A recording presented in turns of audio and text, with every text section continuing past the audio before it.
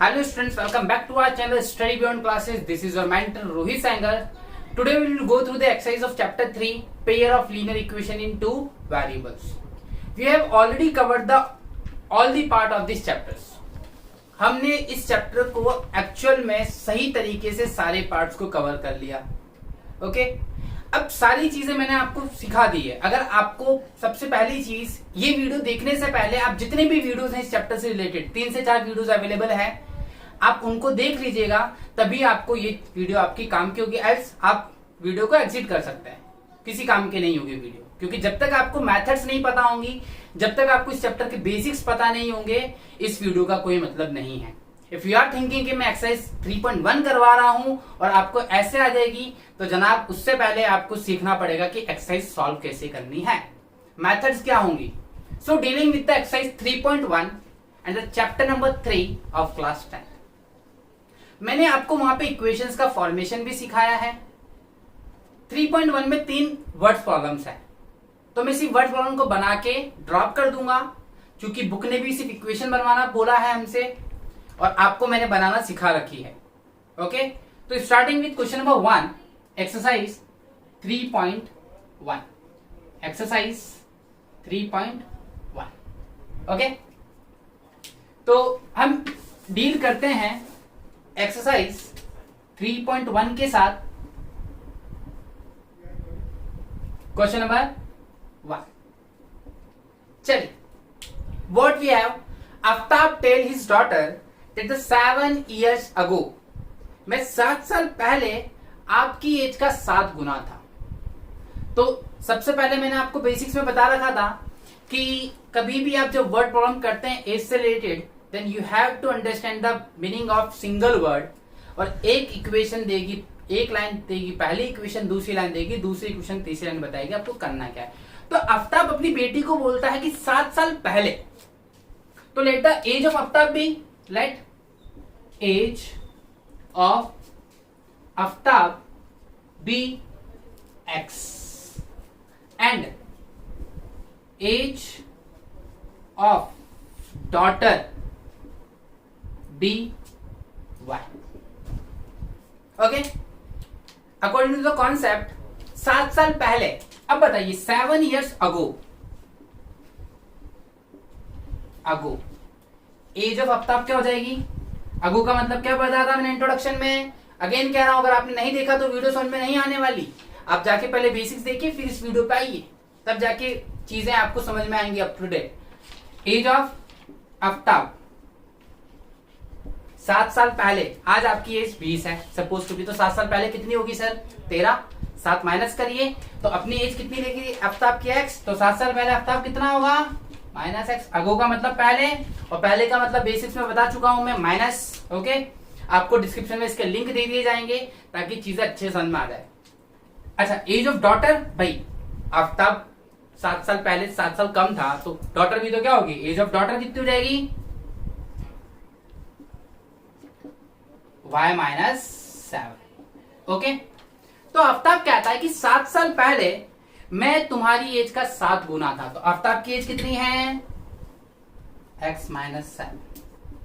ये अपनी बेटी से बोला 7 गुना मतलब 7 टाइम्स. बेटी की एज कितनी है 7-1. तो इक्वेशन क्या बन गई, x-7 equals to 7y-49. Solve कर लेंगे, इक्वेशन बन जाएगी. ओके तो x देखिए प्लस 7y, तो यहाँ के -7y.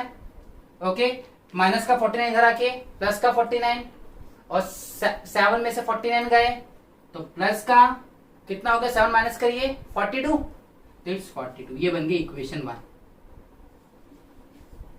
अब चलिए इक्वेशन 2 देखते हैं. पहली लाइन से इक्वेशन 1 ले ली हमने. Now equation 2, I shall be the 3 times old age you will be 3 years from now. After 3 years, अब आप कुछ सोचिए, आफ्टर 3 years कुछ सोचिए. अगर आपकी उम्र आज 15 साल है, आई होप कि आप जो वीडियोस देख रहे हैं आप सब 10th क्लास के होंगे, तो आपका जो एज ग्रुप है वो 14, 15, 16 के बीच में होगा. अगर सपोज टू आप 15 के हैं, तो 3 साल बाद कितने के होंगे, 15 + 3. तो आफ्ताब कितनी एज का है, x का, तो 3 साल बाद कितना होगा age of Aftab, age of Aftab. x plus 3। अच्छा, एज ऑफ डॉटर भी तो बदलेगी, y plus 3। Now according to question, question क्या कहता है? क्वेश्चन कहता है कि 3 साल बाद मैं तुम्हारी एज का 3 टाइम्स होऊंगा। I shall be the thrice the age of you. मतलब अगर मैं 10 साल का हूं, डॉटर 10 साल की, तो आफ्ताब कितने साल का होगा? 30 साल का। तो उसकी एज कितनी आफ्ताब की? x plus 3। 3 गुना होगा अपनी बेटी का, ये 3 टाइम्स, टाइम्स का मतलब क्या बताया था मैंने बेसिक्स में आपको? Into x plus 3 equals to 3y plus 9। Solve करिए, 3y प्लस में तो माइनस में आएगा, ठीक है? तो 9 गए तो माइनस का 9, माइनस करेंगे तो माइनस का 6 आ गया, इक्वल्स टू इक्वेशन 2। दोनों सॉल्व करनी आती है इक्वेशंस, चूंकि एग्जाम में और बुक ने सिर्फ बोल रखा है आपको कि आपको सिर्फ इक्वेशन फॉर्म करनी है। मैंने आपको इक्वेशन सॉल्व करना सिखा रखी है। You can solve this equation by any method, cross multiplication, substitution, elimination, जो मेथड लगानी, it's all your choice. Now moving to the second question, now moving to the next question, we have the coach of a cricket team by 3 bat and 6 balls of rupees 3,900। एक coach है तो कितने bat खरीदता है वो? तो वो खरीदता है 3 बैट। और कितनी बॉल खरीदता है? 6 बॉल। तो let the cost of bat be, let cost of bat be x and ball be y। Okay, according to question, बहुत सिंपल इक्वेशन है। अकॉर्डिंग टू क्वेश्चन कितनी बैट खरीदता है वो टोटल बैट खरीदता है 3 बैट। तो कॉस्ट कितनी होगी? 3 इंटू एक्स प्लस 6 बॉल।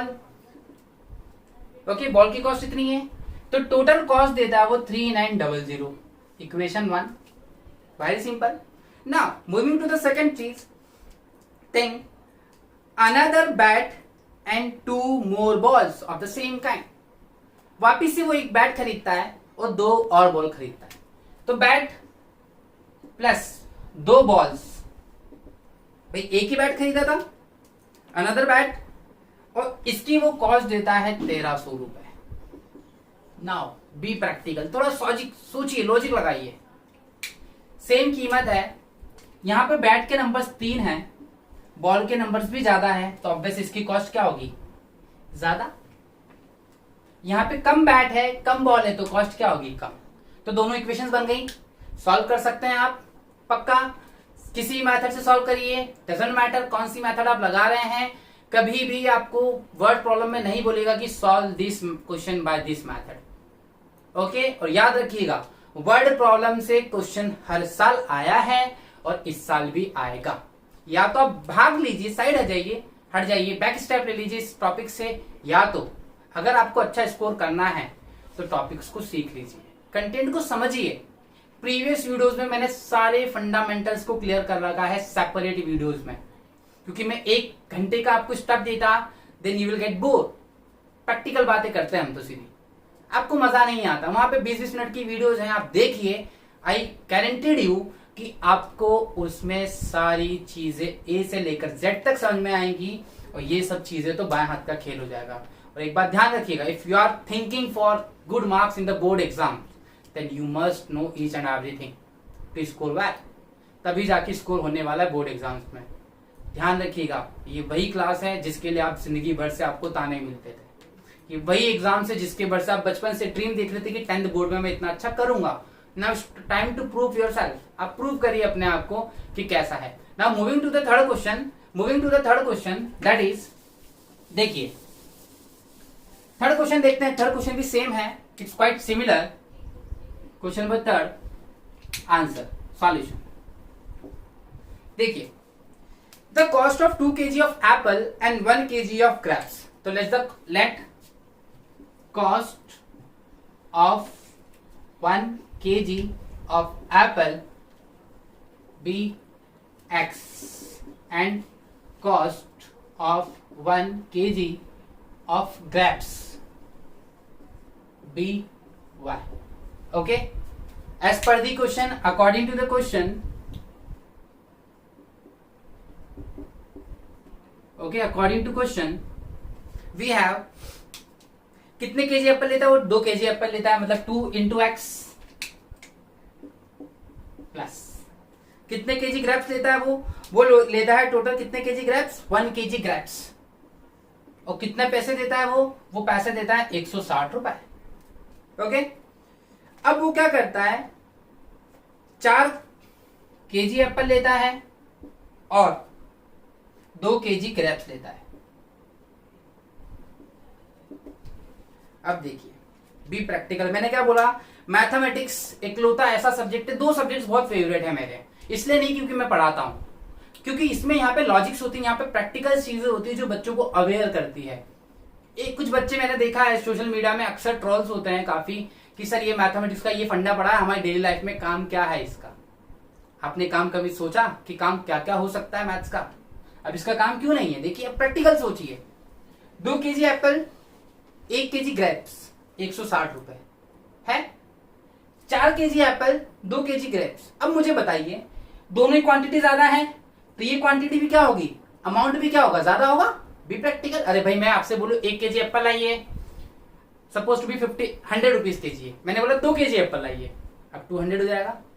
जैसे जैसे क्वांटिटी बढ़ गया, तो इसकी जो कॉस्ट है मैंने अभी बताई, लेकिन इट्स 300। और देखिए, मैंने यही कहा था आपको, इक्वेशन 1, इक्वेशन 2, ओके, आपको सिर्फ ग्राफ बनाना है, और ग्राफ बनाना आप ऑलरेडी 9th क्लास में सीख चुके हैं। और अगर नहीं सीखा है आपने तो 3.2 में मैं आपको ग्राफ बताना सिखाऊंगा, मैं ग्राफ बताना आपको सिखाऊंगा।